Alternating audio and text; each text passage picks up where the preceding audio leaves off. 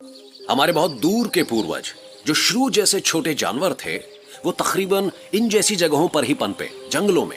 हमने हाल ही में जो खोजा है, शायद वो पहले से वो सब जानते हो। इस जगह की गुप्त जिंदगी भरी हुई है ड्रामा और ऐसी स्थिति से जिसमें बहुत बातचीत हो। ऐसी ज्यादातर बातचीत इलेक्ट्रोकेमिकल भाषा में होती है और इसका स्केल और इसका मोशन इतना धीमा और इतना छोटा है कि हम जैसे जीव उसे देख भी नहीं सकते। लेकिन हमारे पैरों के नीचे बहुत ही ज्यादा लंबे समय से कुछ और भी हैरत अंगेज घटता रहा है, जिसका हम इंसानों को आज तक जरा भी अंदाजा नहीं हो पाया है। जंगल को आपस में जोड़ता है एक पुराना जमीन के नीचे मौजूद विश्वव्यापी ताना बाना, एक विशाल न्यूरल नेटवर्क जो इसे बनाता है एक इंटर कम्युनिकेटिंग और इंटरैक्टिंग डायनामिक ऑर्गेनिज्म। लेकिन इसमें जमीन के ऊपर की चीजों पर असर डालने की एक अलग ताकत है। इसे कहते हैं माइसीलियम। ये एक छिपी हुई चीज है जिसे बनाया है एक लगातार बने रहने वाले एक ऐसे गठजोड़ ने जिसमें है फंगाई, पौधे और साथ ही बैक्टीरिया और जानवर। पृथ्वी पर मौजूद 90% पेड़ और पौधे माइसीलियम की वजह से मुमकिन हो पाए और ये एक आपसी फायदे वाले रिश्ते में बंधे हैं। इनकी तमाम प्रजातियां, यहाँ तक कि जीव जंतु भी एक दूसरे के साथ बांटते हैं पोषण, आपसी संदेश और हमदर्दी की भावना। मशरूम्स में रिप्रोडक्टिव ऑर्गन्स होते हैं, माइसीलियम की फल देने वाली बॉडीज। अगर आप किसी जंगल में मशरूम को पनपते हुए देखते हैं तो समझ जाइए कि आपके कदमों के नीचे एक शानदार कुदरती इंटरनेट चालू है। कुछ मशरूम हवा के जरिए अपने खरबों स्पोर्स फैलाते हैं और हर स्पोर में जीवन का संदेश होता है। ये है मशरूम सेक्स। कुछ समय बाद नमी की खोज में माइसीलियम का ये नया हिस्सा फिर से जमीन के नीचे पहुंचेगा और एक बड़े नेटवर्क से जुड़ जाएगा। पेड़ों की पोशीदा जिंदगियां एक लंबे समय से हमसे छिपी रही हैं और उनके लिए माइसीलियम किसी जीवन रेखा की तरह ही है। ये जंगल को एक समुदाय बनाता है। पेड़ इसके जरिए एक दूसरे को पालते हैं। ये तो इसकी मदद से अपनी जान भी बचाते हैं जब कोई इन्हें काटने के लिए आता है।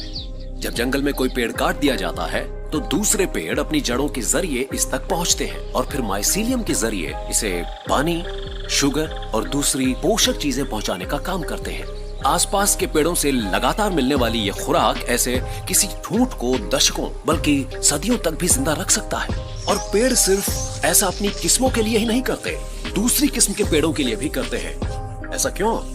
क्योंकि वो जानते हैं कि उनकी जिंदगी पूरे जंगल की सेहत पर टिकी हुई है, अब चाहे उसमें अलग अलग तरह के पेड़ ही क्यों ना हो।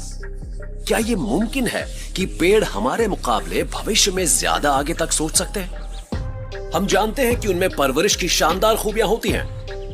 अब आप फर के इस पेड़ को ही ले लीजिए। ये बाईं तरफ का पेड़ इस बड़े पेड़ की नस्ल है और इसे लगातार देखभाल की जरूरत है।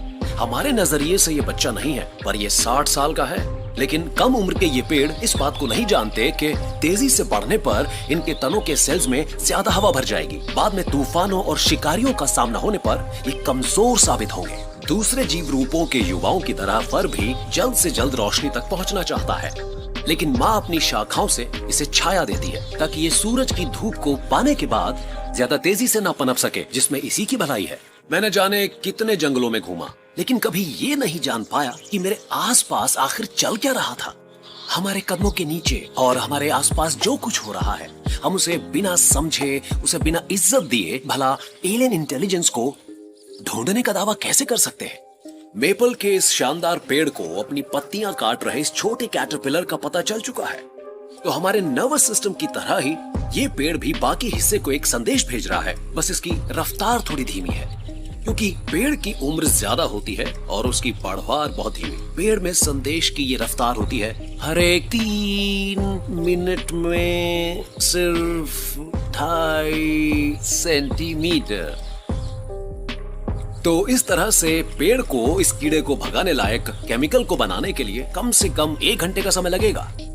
किसी शिकारी के हमले के दौरान कोई पेड़ सबसे पहले शिकारी की प्रजाति के डीएनए की सीक्वेंसिंग के लिए उसकी लार का नमूना लेता है। फिर पेड़ दुश्मन के हिसाब से ही उसे भगाने के लिए एक अलग किस्म का केमिकल बनाता है और कुछ मामलों में पेड़ ऐसा फेरोमोन छोड़ता है ताकि वो उसके दुश्मन को आकर्षित करे और फिर वो पेड़ की तरफ से लड़ सके। क्या ये कहा जा सकता है कि पेड़ों में केमिस्ट्री, एंटोमोलॉजी यानी कीट विज्ञान और दूसरी अर्थ साइंसेस की गहरी जानकारी होती है?